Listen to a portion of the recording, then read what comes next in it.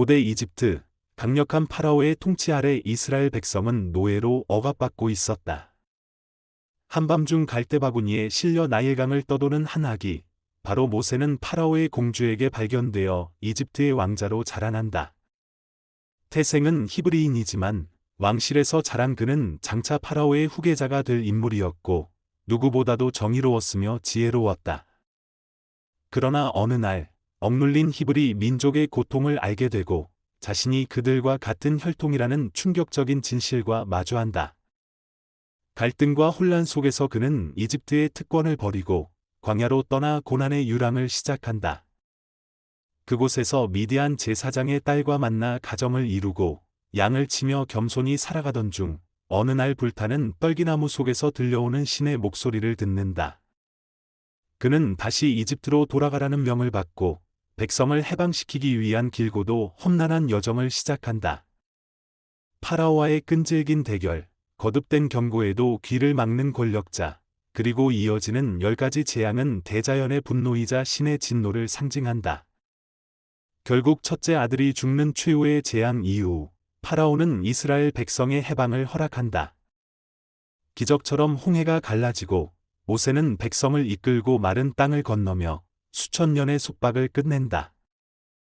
그러나 광야의 여정은 또 다른 시련을 의미했다. 인간의 믿음은 쉽게 흔들렸고 배신과 원망이 들끓었다. 모세는 신의 계시를 따라 시내산으로 올라가 십계명을 받고 내려오지만 백성들은 이미 황금 송아지를 숭배하며 타락한 뒤였다. 분노한 모세는 십계명을 바닥에 던져 깨뜨리고 그들을 다시 깨우친다. 이후 새로운 돌판에 십계명을 다시 새기며 인간과 신, 율법과 사랑 사이에 영원한 약속을 새긴다. 이 영화는 모세라는 인물의 서사적 여정을 통해 인간의 자유, 신의 계시, 그리고 공동체의 본질을 그려내며 단순한 성서의 재현을 넘어 인류의 윤리적 기원에 대한 대서사시로 완성된다. 십계는 단순한 종교 영화나 고대 역사극이 아니다. 그것은 인간 본성과 자유, 윤리, 신앙이라는 보편적 주제를 시대를 초월한 서사로 풀어낸 위대한 철학적 드라마이다. 모세라는 한 인물의 삶을 통해 이 영화는 우리가 마주해야 할 수많은 존재적 질문들을 끌어낸다. 누구나 태어날 때는 지정된 길이 없다. 모세는 왕자의 신분으로 최고의 교육과 권력을 누릴 수 있는 위치에 있었지만 그의 내면 깊숙한 곳에서는 언제나 자신이 누구인가라는 물음이 자라나고 있었다. 이 물음은 곧 그를 고통받는 백성의 현실로 이끌었고 세상이 말하는 성공이 아닌 진실을 따르는 길로 향하게 했다. 이 선택은 쉽지 않았다. 신분을 버리고 광야로 향하며 자신을 낮추는 이 여정은 단지 한 사람의 삶의 방향이 바뀐 것이 아니라 수천 년 억눌린 민족의 운명이 바뀌는 전환점이 되었다. 이 영화에서의 모세는 인간의 고난과 신의 뜻 사이에서 끊임없이 갈등하고 흔들리는 존재다. 신의 계시를 들었다 해도 그는 여전히 의심하고 분노하며 슬퍼한다. 그것이 바로 이 영화가 위대한 이유다. 신을 만났다고 해서 갑자기 완전해지는 존재가 아니라 오히려 신 앞에서 더 겸손해지고 자기 자신과 싸워야 하는 인간, 그것이 바로 모세다.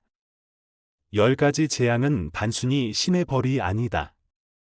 그것은 권력에 사로잡혀 인간의 소리를 듣지 못하는 이집트의 파라오에게 던져진 경고이며 동시에 인간 스스로 만든 우상과 집착의 상징이다.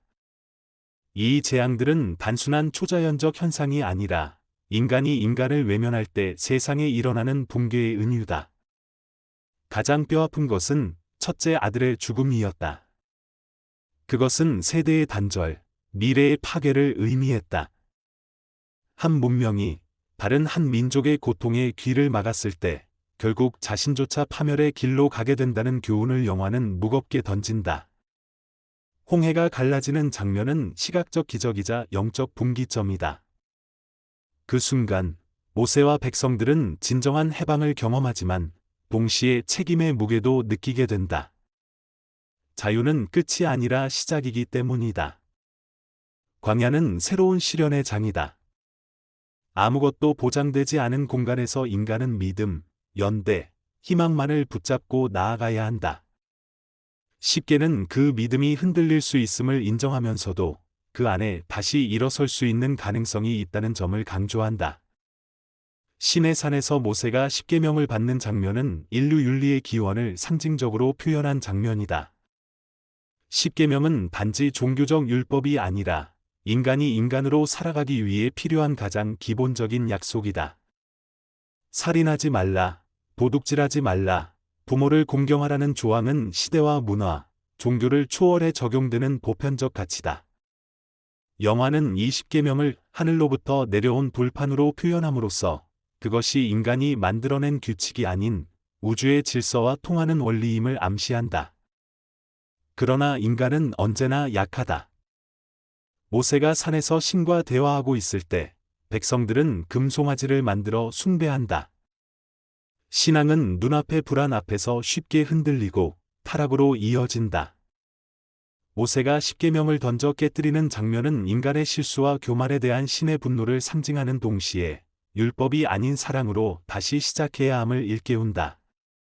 이후 그는 다시 돌판을 새기며 인간의 연약함 속에서 용서와 희망의 가능성을 확인한다. 10개의 미장센과 음악, 연기와 연출은 서사의 깊이를 더한다. 고대 이집트의 화려한 세트, 광야의 거친 배경, 불타는 떨기나무와 갈라지는 바다의 시각적 표현은 단지 기술적 성취를 넘어 각 장면의 감정과 상징을 시각적으로 강화한다. 모세를 연기한 찰턴 헤스턴은 그의 눈빛 하나로도 고뇌와 결단, 회한과 희망을 동시에 담아낸다. 거대한 군중의 움직임과 함께 흐르는 음악은 관객의 심장을 울리며 그 감정의 여정을 함께 걷게 만든다. 이 영화가 고전으로 남은 이유는 단지 성경을 재현했기 때문이 아니라 인간이 자기 자신에게 묻는 근본적인 질문들 나는 누구인가, 어떻게 살아야 하는가, 무엇을 믿고 따라야 하는가에 진지하게 응답하고 있기 때문이다. 10개는 결국 인간의 여정에 대한 이야기다. 누구든 인생에서 홍해 앞에 설 수 있다. 길은 없어 보이고 뒤에는 파라오의 병사들이 쫓아오고 아픔 막혀 있을 때 우리는 믿음으로 한 걸음 내디딜 수 있는가를 묻는다. 그 한 걸음이 바다를 가르고 운명을 바꾼다. 그리고 그 길을 걷는 동안에도 우리는 흔들리고 좌절하고 때로는 금송아지를 만들지도 모른다. 하지만 그럼에도 불구하고 다시 산을 오르고 다시 약속을 새기며 다시 걸어야 한다. 그것이 바로 10개가 전하는 위대한 메시지다. 인간은 실패하고 신은 기다리고 역사는 반복되지만 진실은 언제나 그 중심에서 다시 시작된다. 10개는 그 시작의 언어이며 길 위의 등불이다. 자유와 책임의 상호작용. 인간은 자유를 갈망하지만 그 자유는 책임 없이는 지속될 수 없다. 10개는 해방 이후의 광야 생활에서 무정부적 혼돈 속에서 피어나는 책임의 본질을 다룬다. 자유란 법과 질서를 통해 유지되어야 하며 이는 곧 자율성과 도덕의 탄생이다. 신과 인간 사이의 거리. 영화는 인간과 신 사이의 관계를 단순한 복종이 아닌 대화와 갈등을 통해 발전시키는 여정으로 묘사한다. 모세가 신의 계시를 듣는다는 것은 인간이 신 앞에서 어떤 태도를 가져야 하는지를 되묻게 한다. 믿음이란 맹신이 아니라 끊임없는 질문과 응답 속에 피어난다는 철학적 메시지를 담고 있다. 영화적 상징과 전원의 확장. 불타는 떨기나무, 갈라지는 바다, 하늘에서 내려오는 십계명은 모두 신의 존재를 시각화하는 상징들이다. 이 장면들은 단지 시청각적 장치가 아니라 인간 이성의 한계 너머에 있는 영적 진리를 표현하려는 시도다. 인간은 그 너머를 완전히 이해하지 못하더라도 감각을 통해 느끼고 받아들일 수 있다는 점을 강조한다. 공동체 윤리의 근간으로서의 율법. 십계명은 신앙의 규율이기도 하지만 궁극적으로는 공동체가 지속되기 위한 사회적 약속이다. 이 약속이 없다면 인간은 이기심과 탐욕에 휘둘려 다시 바벨탑을 쌓게 된다. 따라서 이 율법은 단지 하늘에서 주어진 계명이 아닌 인간 스스로의 내면에서 울리는 양심의 목소리이기도 하다.